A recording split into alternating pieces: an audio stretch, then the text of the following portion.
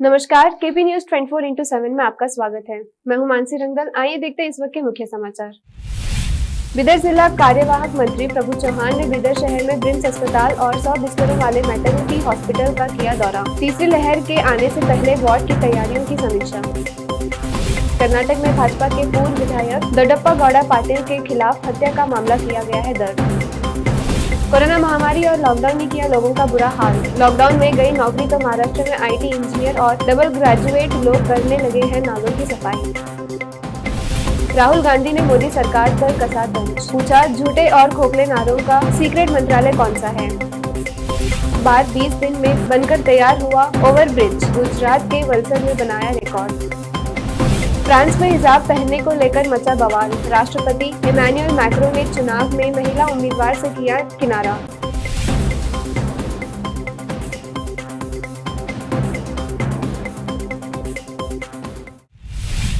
अब समाचार विस्तार से। शहर बिदर में हर तरफ कचरे के ढेर और नालियों में गंदगी भरी पड़ी है। कचरे और गंदगी के कारण लोगों को रास्ते में चलना दुश्वार हो गया था और बीमारियां जन्म ले रही थी। ऐसे में आपके अपने चैनल केपी न्यूज 24x7 ने शहर के प्रशासन और नगर निगम को इसके बारे में तवज्जो दिलाया और शहर के इलाकों से इस कचरे और नालियों से गंदगी को साफ किया जाए, मगर प्रशासन सोता रहा। केपी न्यूज के बार बार इस संबंध में आवाज उठाने पर बिदर सीएमसी की कॉर्पोरेशन लापरवाही की नींद से जगी और रविवार को नालियों की सफाई की गई। केपी न्यूज के आवाज उठाने का ये असर हुआ कि शहर में सीएमसी ने सफाई शुरू किया।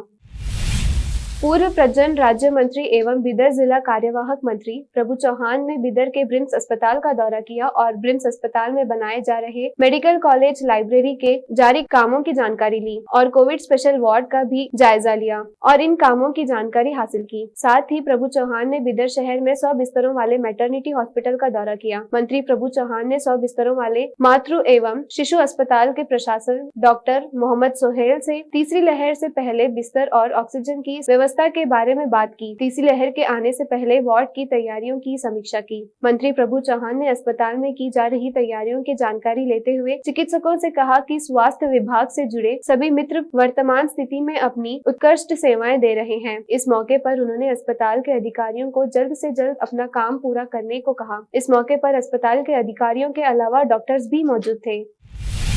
कलबुर्गी जिले के जेवर्गी पुलिस ने एक हत्या के मामले में भाजपा के पूर्व विधायक दोड्डप्पा गौड़ा पाटिल के खिलाफ प्राथमिकी दर्ज की है। पुलिस मुख्यालय से प्राप्त जानकारी के अनुसार गत 7 जून को कलबुर्गी जिला पंचायत के पूर्व सदस्य शांतप्पा के भाई हनुमंत 45 वर्षीय की कार में जाते समय बल्लूगाड़ी गाँव के पास हत्या कर दी गयी थी। इस मामले में पुलिस ने 30 लोगों के खिलाफ मामला दर्ज कर जांच शुरू की। जांच से पता चला कि मृतक हनुमंत और कृष्णप्पा जेवर्गी तहसील मयूर गांव के पास भाजपा नेता शिवलिंगा भाविकट्टी के हत्या के आरोप में गिरफ्तार होकर जेल गए थे। दोनों 1 माह पहले जमानत पर रिहा हुए थे। हनुमंत हत्या मामले में पुलिस ने 2 संदिग्ध आरोपियों को हिरासत में लेकर पूछताछ की। दोनों ने बयान दिया है कि दोड्डप्पा गौड़ा पाटिल के कहने पर ही हत्या की थी। इसीलिए पुलिस ने दोड्डप्पा गौड़ा के खिलाफ प्राथमिकी दर्ज कर जांच कर रही है।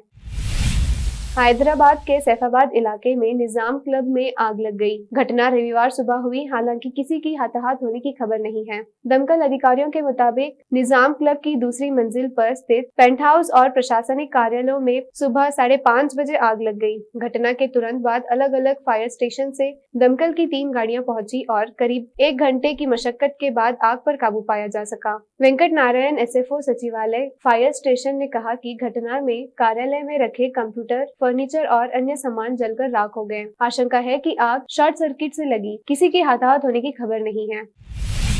पिछले साल से देश में फैली कोरोना महामारी ने जहां लोगों की सेहत को बड़ा नुकसान पहुंचाया है, तो वहीं काफी संख्या में लोगों का रोजगार भी छीन लिया है। हालात ये हो चुके हैं कि आईटी इंजीनियर और डबल ग्रेजुएट कर चुके छात्रों पैसे के लिए नाले की सफाई तक करने को मजबूर है। बारिश के मौसम में महाराष्ट्र में मामरा इलाके में आपको ऐसे कई छात्र नालों की सफाई करते हुए दिखाई दे देंगे। मीडिया से बात करते हुए एक छात्र ने कहा कि नाले की सफाई से हमें जो भी आमदनी होती है उससे हमारे परिवार की मदद कर पाते हैं। काम चाहे किसी भी तरह का हो, काम तो काम होता है। बता दें कि महाराष्ट्र के मामरा इलाके में दीवा से एक ग्रुप को नाला साफ करने के लिए प्राइवेट ठेका दिया गया है। हर साल मानसून की बारिश के दौरान नाले भर जाते हैं। इन नालों की सफाई का जिम्मा ठेकेदारों को दिया जाता है। बता दें कि इस बार भी जिस प्राइवेट ठेकेदार को ये काम सौंपा गया है, उसके पास जो लोग काम करते हैं वह काफी पढ़े लिखे हैं। 20 सदस्यों के इस ग्रुप में शामिल समीर ने बताया है कि वो डबल ग्रेजुएट है और पिछले 3 महीने से ठेकेदार के साथ काम कर रहा है।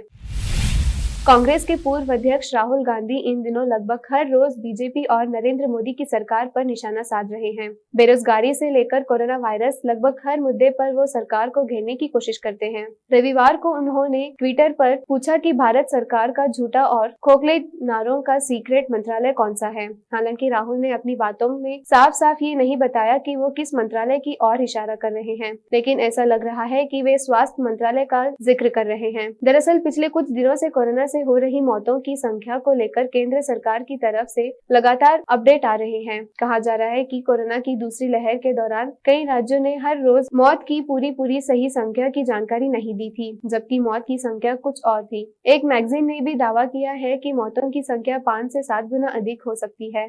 ऐसे में राहुल का इशारा इन्हीं आंकड़ों की ओर हो सकता है। राहुल ने ट्विटर पर लिखा, भारत सरकार का कुशल मंत्रालय कौन सा है। फिर निजी जवाब देते हुए उन्होंने लिखा, झूठे और खोखले नारों का सीक्रेट मंत्रालय। देश में पहली बार किसी पुल को महज 20 दिन में पूरा करने का रिकॉर्ड बनाया गया है। यह रिकॉर्ड बनाया गया है गुजरात के वलसाड में। वहां पर एक रोड ओवरब्रिज का 75% कार्य पूरा कर लिया गया है। इसके साथ ही कहा जा रहा है कि इसे 22 जून तक इसे बनाकर पूरा किया जाएगा। इस प्रोजेक्ट की अनुमानित लागत 4.5 करोड़ रुपए है। वेस्टर्न डेडिकेटेड फ्रेट कॉरिडोर के chief general manager Shyam Singh ने बाबत जानकारी दी है। उनका कहना है, रोड ओवरब्रिज का करीब 75% काम 1 हफ्ता में पूरा कर लिया गया है। इस ओवरब्रिज का निर्माण 2 जून को शुरू हुआ था और हमें पूरा विश्वास था कि इसका निर्माण हम 20 दिन में पूरा कर देंगे। सरकार ने 20 दिनों के लिए ट्रैफिक ब्लॉक करने की अनुमति दी थी। बता दें कि इस तरह का निर्माण कार्य पूरा होने में कम से कम 100 दिन का समय लगता है। कोरोना के इस दौर में वैक्सीन को लेकर जागरूक करने के लिए सरकारें तरह तरह की कोशिशें कर रही हैं। अब दिल्ली मेट्रो ने भी मजदूरों को कोरोना वैक्सीन लगवाने के लिए और कोरोना नियमों का पालन करने के लिए जागरूक करने के लिए नई पहल की है। मेट्रो की ओर से 7 दिन के लिए एक अभियान चलाया जा रहा है, जिसमें एनसीआर में एमआरसी के निर्माण स्थलों पर कोविड-19 के लिए वैक्सीनेशन के लाभों के बारे में जागरूकता बढ़ाई जा रही है। पिछले बुधवार से शुरू हुए इस जागरूकता अभियान के निर्माण स्थलों पर मजदूरों की सीमित संख्या के साथ छोटे छोटे समूहों के लिए नुक्कड़ नाटकों की एक श्रृंखला का आयोजन किया जा रहा है। इन शो के दौरान सोशल डिस्टेंसिंग और अन्य प्रोटोकॉल का सावधानी पूर्वक पालन सुनिश्चित किया जा रहा है। हफ्ते भर चलने वाली इस पहल के तहत लगभग 3000 मजदूरों से सीधा संपर्क किया जाएगा और उन्हें जागरूक किया जाएगा। अब समय एक छोटे से ब्रेक का। देश और दुनिया भर की खबरों के लिए देखते रहिए आपका अपना टीवी चैनल केपी न्यूज़ 24/7।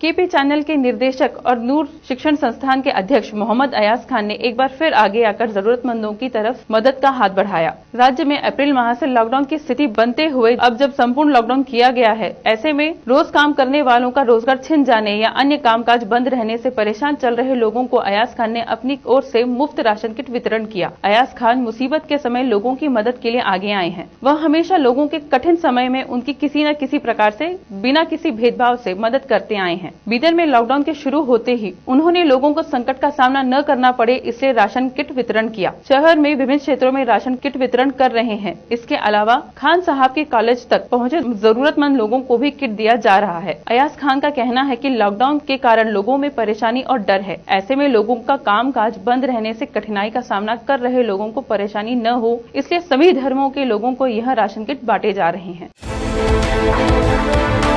देश और दुनिया भर की खबरों के लिए देखते रहिए आपका अपना TV channel KP news 24/7।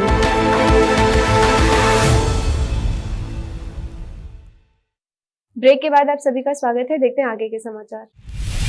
Jammu Kashmir में चुनाव से जुड़ी राजनीतिक प्रक्रिया शुरू करने और राज्य का दर्जा बहाल करने के लिए केंद्र सरकार राज्य के राजनीतिक दलों के साथ बातचीत शुरू कर सकती है। सूत्रों ने इसकी जानकारी दी है। हालांकि अभी तक इस बाबत कोई औपचारिक आमंत्रण नहीं मिला है। उधर जम्मू कश्मीर के विशेष दर्जे को बहाल करने में मदद करने के लिए गठित 7 पक्षीय गठबंधन गुपकर अलायंस या PAGD ने बातचीत में शामिल होने के संकेत दिए हैं। नेशनल कॉन्फ्रेंस ने कहा है कि वहां परिसीमन प्रक्रिया में शामिल हो सकती है। जून 2018 में बीजेपी द्वारा महबूबा मुफ्ती के साथ गठबंधन तोड़ने के बाद जम्मू और कश्मीर को राष्ट्रपति शासन के अधीन रखा गया था। तब से कई राजनीतिक प्रक्रिया नहीं हुई है। अगस्त 2019 में केंद्र सरकार ने जम्मू और कश्मीर की विशेष संवैधानिक स्थिति को समाप्त कर दिया और इसे 2 केंद्र शासित प्रदेशों में विभाजित कर दिया। देश की राजधानी दिल्ली में कोविड-19 के नए मामलों में लगातार कमी होने के बाद सीएम अरविंद केजरीवाल ने एक बड़ा ऐलान किया है। दिल्ली में सोमवार से रेस्टोरेंट्स 50% बैठक की क्षमता के साथ काम करेंगे। इसके अलावा निजी दफ्तर भी 50% क्षमता के साथ सुबह 9 बजे से शाम 5 बजे तक काम करेंगे। वहीं बाजार, मॉल और मार्केट कॉम्प्लेक्स में सारी दुकानें सुबह 10 बजे से शाम 8 बजे तक खुल सकती है। यानी ऑड इवन का फॉर्मूला अब खत्म कर दिया गया है। हालांकि उन्होंने साफ तौर पर कहा है कि यदि आगामी सप्ताह में कोविड-19 के मामलों में बढ़ोतरी होती है तो दिल्ली के बाजारों एवं रेस्टोरेंट्स में फिर से प्रतिबंध लागू किए जाएंगे। इसके साथ सीएम अरविंद केजरीवाल साप्ताहिक बाजार को अनुमति दी जा रही है, लेकिन एक दिन में एक जोन में एक ही साप्ताहिक बाजार को अनुमति दी जाएगी, जबकि सरकारी दफ्तर 100% ग्रुप एक अफसर और 50% अन्य कर्मचारियों के साथ खुल सकेंगे। वहीं जरूरी सेवाएं पहले की तरह जारी रहेंगी। इसके अलावा शादियां 20 लोगों के साथ घर या कोर्ट में ही हो सकती है। वहीं धार्मिक स्थल खोले जा रहे हैं, लेकिन श्रद्धालुओं को आने जाने की अनुमति नहीं होगी। फ्रांस में हिजाब पहनने को लेकर एक बार फिर से विवाद खड़ा हो गया है। मामला यहाँ के स्थानीय चुनाव का है। दरअसल फ्रांस के राष्ट्रपति इमैनुअल मैक्रोन की पार्टी ने कुछ महिलाओं को चुनाव में उम्मीदवार बनाया था, लेकिन जैसे ही ये महिला हिजाब पहनकर सड़कों पर प्रचार के लिए उतरी, पार्टी ने उनसे समर्थन वापस ले लिया। अब ये कैंडिडेट निर्दलीय उम्मीदवार के तौर पर मैदान में है, लेकिन दुनिया भर में इमैनुअल मैक्रोन की इस फैसले की जमकर आलोचना हो रही है। लोग उन्हें मुस्लिम विरोधी कह रहे हैं। लैबोरेटरी टेक्नीशियन सारा जेमाही काउंसलर का चुनाव लड़ रही है, लेकिन पिछले महीने इमैनुअल मैक्रोन की पार्टी ने उनसे समर्थन वापस ले लिया। सिर्फ जेमाही ही नहीं, 3 और उम्मीदवारों के साथ फ्रांस में ऐसा ही हुआ। जेमाही ने समाचार एजेंसी राइटर से बातचीत करते हुए कहा कि वो मैदान छोड़ने वाली नहीं है और हक के लिए लड़ाई लड़ती रहेगी। बता दें कि फ्रांस के मोंटेप्लेयर इलाके में बड़ी संख्या में मुस्लिम रहते हैं। देश कोरोना वायरस के संकट से जूझ रहा है। अस्पतालों में ऑक्सीजन को लेकर इस साल जितना हाहाकार देश में मचा है, वो कोरोना की पहली वेव नहीं देखने को मिला था। इसी बीच कई सेलेब्स अपने तरीके से लोगों की मदद के लिए आगे आए। ऐसे में अब सिंघम स्टार अजय देवगन ने मदद का हाथ आगे बढ़ाया है। खबर के अनुसार अजय देवगन ने यह सुनिश्चित किया है कि वह फिल्म इंडस्ट्री से जुड़े भीतर और बाहर के लोगों की मदद करे। मई के महीने में मुंबई में BMC को 20 बेड का ICU सुविधा स्थापित करने में मदद करने के अलावा शुक्रवार 11 जून को अजय के NY फाउंडेशन ने मुंबई उपनगर में एक टीकाकरण शिविर का आयोजन किया है। इससे पहले NY फाउंडेशन ने छोटे जगहों पर इसी तरह के छोटा अभ्यास किया था।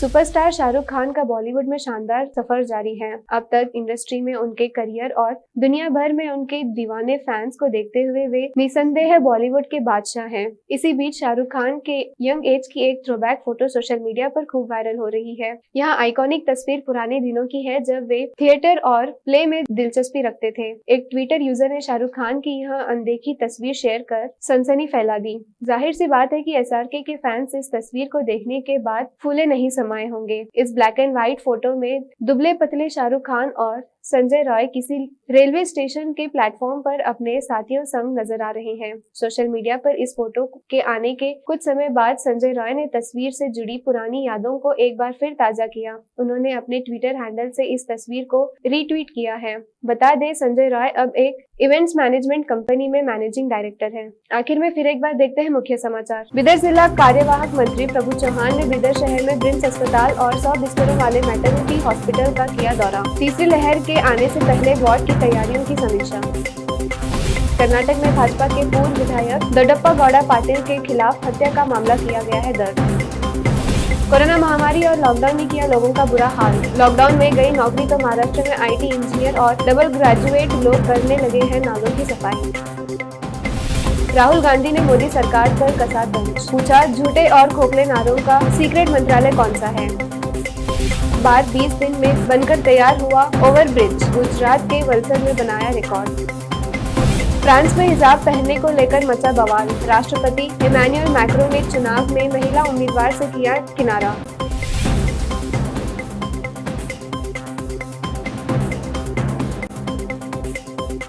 केपी न्यूज में फिलहाल इतना ही। देश प्रदेश के समाचारों के लिए देखते रहिए केपी न्यूज 24/7। धन्यवाद।